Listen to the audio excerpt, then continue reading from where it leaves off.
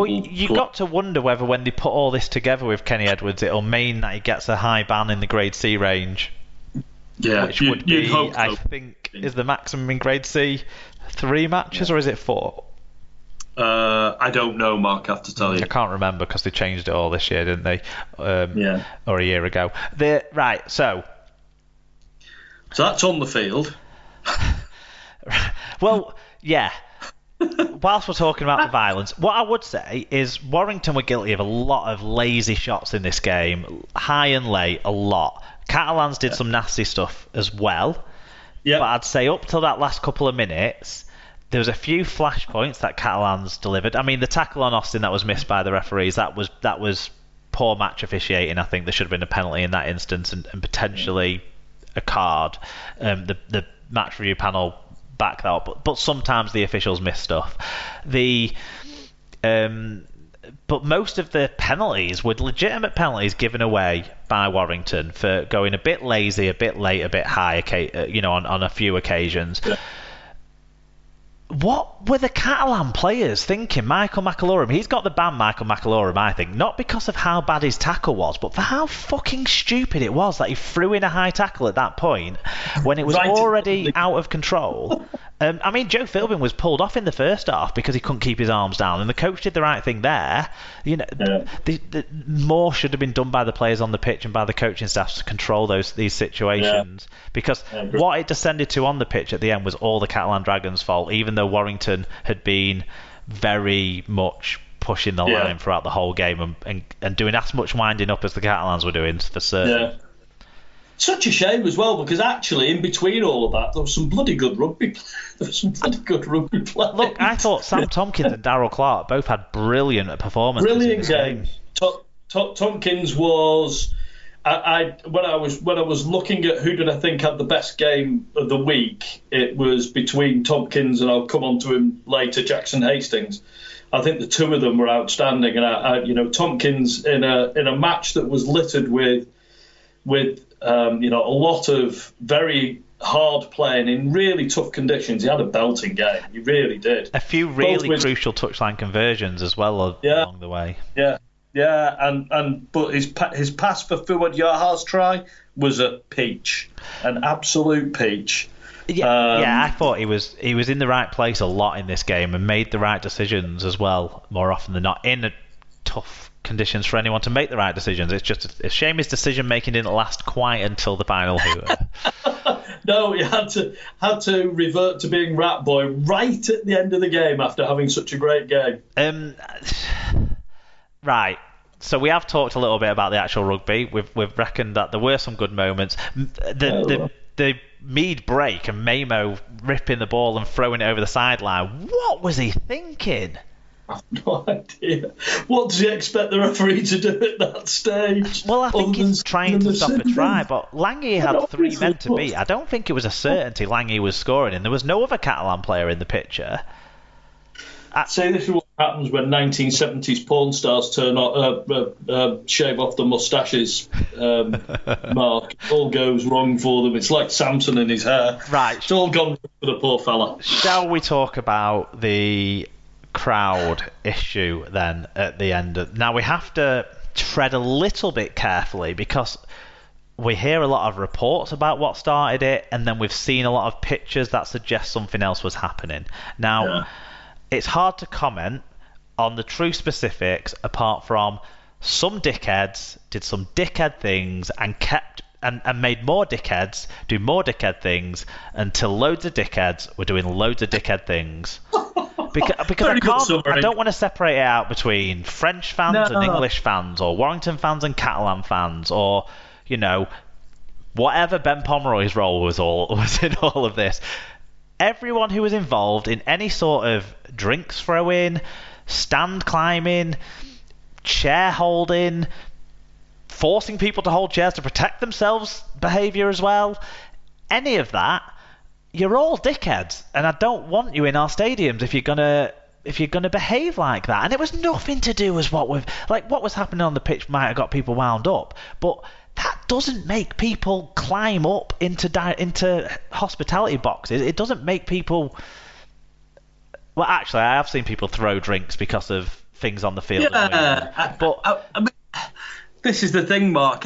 Every club's got some dickheads, right? Every club does. We're all at the mercy of there being some dickhead who's going to do something stupid. What seemed to have happened here is there seemed to be a lot more than just one or two dickheads, and it all escalated and escalated and escalated, and we've ended up in a real mess. And we'll have to let the rugby league authorities and the two clubs sort out exactly what's gone on and which fans are no longer going to be able to come and watch the sport that they presumably love and have paid a lot of money to come and watch.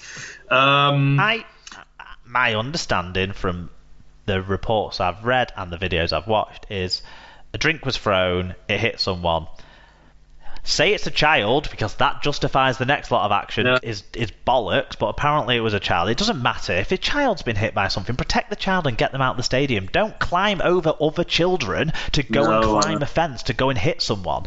But it just doesn't make... None of it makes any sense. But maybe because I'm not inclined towards violence as a first resort to retaliate in reaction to something. I don't know.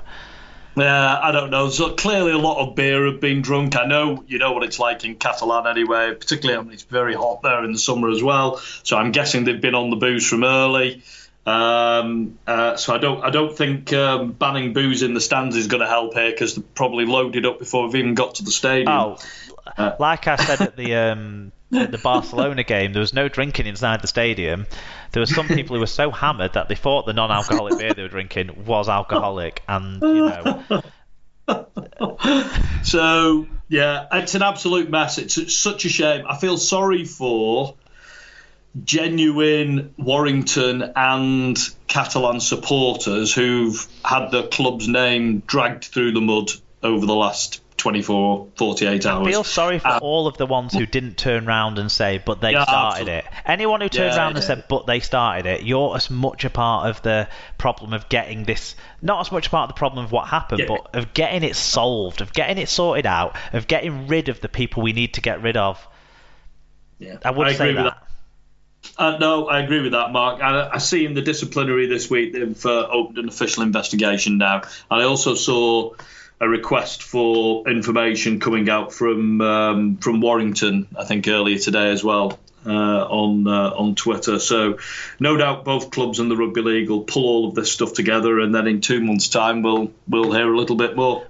I hope it's quicker than that. We're certainly in no position to be the arbiters of punishment on this sort of thing, so I don't want to get into the points deduction, fines, all this sorts of conversation. Hopefully it'll be dealt with properly but quickly.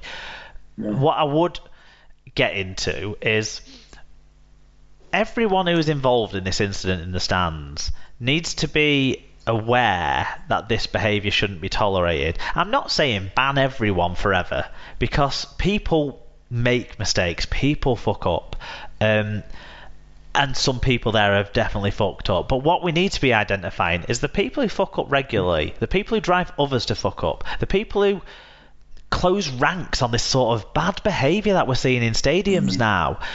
You know, if one of your fans lights a flare, don't protect your dickhead mate who lit a flare. Take a picture of him and send it to your club. They'll want to know who it is. They'll want to pull him in and say, don't do that, otherwise you never come into a game again. If you know who was climbing up those things, or if you know who flew through any bottles or glasses or cups of beer or anything, Catalans or Warrington or whoever, you know, if you know any of those people, tell the club.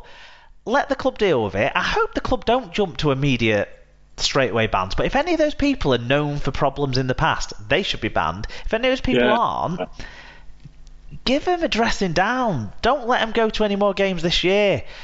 Put a drinking ban in order in front of them in the stadium. Put their pictures in front of the bars and say, you're not allowed beer in my stadium. I don't know. But I'm not saying you should ban everyone straight away forever. I don't think that's the right attitude, especially in this day and age of instant rage, instant feeling vilified, and instant closing ranks around your other dickhead mates.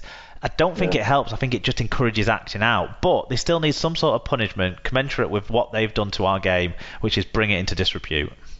Yeah, it's a sad fact of life that, you know, rugby league fights for airtime, fights for coverage in the press and on the TV. Sadly for us, this is one of the few incidents that actually gets us on TV shows and so on and so forth, and it's bad news rather than good news. It's not just bad news for our sport, it's bad news for our communities. You know, our game is constantly seen as this northern working class sport, and it's really hard to get out of that, and the Super League are trying to brand the sport, the competition a bit differently, get it out of that sort of opinion zone and attract new sponsors, attract new fans. Everyone needs to realise this makes the North look bad, it makes the game look bad, it makes all of us look bad. It does. And it's, it's such a shame for Warrington because they've done more than any other club this year to try to sort of be much more media savvy, fan friendly, doing things that attract good attention, I think, to our game in and around the game, in the press and around the game. And all of that's been thrown out the window by some dickheads in too much ale in Catalan. Yeah, I mean, there's another side to all this sort of stuff, and there is great moments supporting rugby league and going to grounds. And like I said, I felt intimidated walking out of Hull. I didn't need to at all. And by the time I'd got to my car, I felt good. I felt happy. I saw some pictures from one of our listeners at the Castleford Hull KR game, a picture at the end of the game. The Castleford fan took a selfie with a Hull KR fan. They'd obviously been added a bit of banter during the game or what have you. But friendships can be forged through this sort of stuff, and we don't want segregation. We want to be friendly with each other. We want to disagree.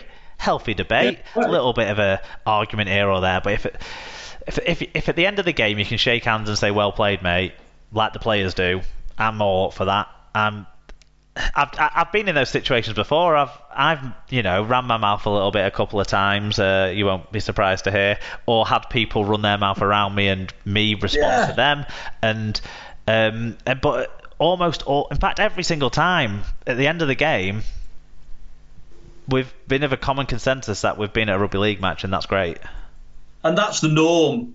Sadly, that is the norm for rugby league, is for fans to be able to have those sorts of interactions with each other, and leave friends and respected. Yeah. But sadly, that isn't what gets in the news. What gets in the news is this sort of thuggery, and that's what people who don't know our game will remember, sadly, for a while now, which is a real shame.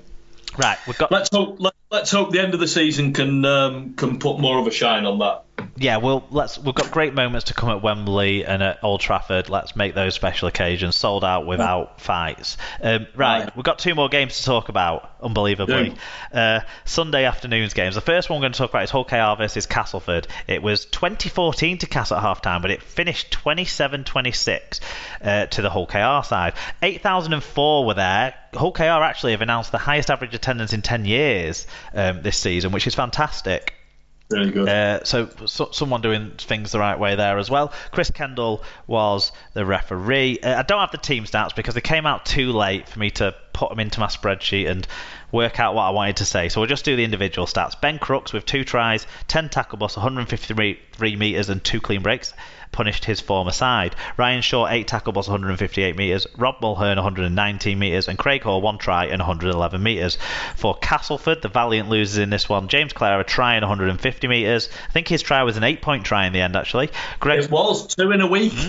Greg Minikin, a try and 154 metres, Jordan Rankin, a try and 157 metres, and Mike McMeekin, 43 tackles, 10 of which were marker tackles. We had 3 people get in touch.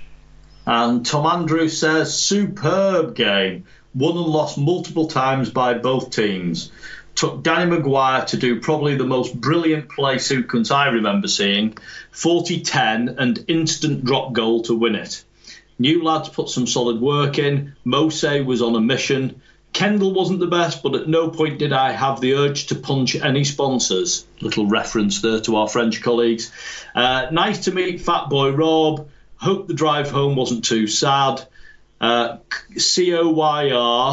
COYMFHKR, harsh, meaningless hashtags. Tim G Radio said, "See, I told you Golden Point was